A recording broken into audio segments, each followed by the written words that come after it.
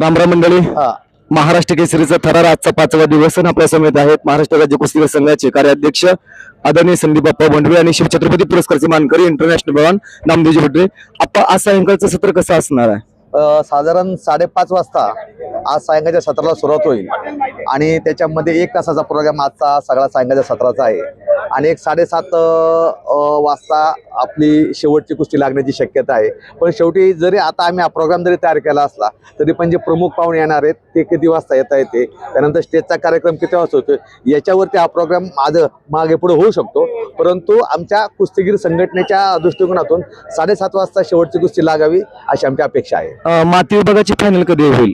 माती विभागाची फायनल साधारण 6 ते 6:30 वाजता माती आणि गाती विभागाची फायनल होती आणि त्यानंतर 1 तासाचा प्रोग्राम आम्ही स्टेजसाठी दिलेला आहे. माती विभागातून कोण कोण वरती आले? माती विभागातून आपण जर पाहिलं तर सिकंदर शेख आणि महेंद्र गायकवाड यांच्यात अंतिम फेरी होणार आहे आणि गादी विभागातून जय पाटील हा एक होतकरू पैलवान फायनलला आलेला आहे. त्याच्याबरोबर हर्षवर्धन सदगीर हा महाराष्ट्र केसरी पैलवान फायनलला आलेला आहे आणि दोन्ही कुस्त्या अतिशय रंगतदार होणार आहे. म्हणजे सांगू शकत नाही की महाराष्ट्र केसरीचा दावेदार यावेळेस या 4 पैकी कोण होईल ते.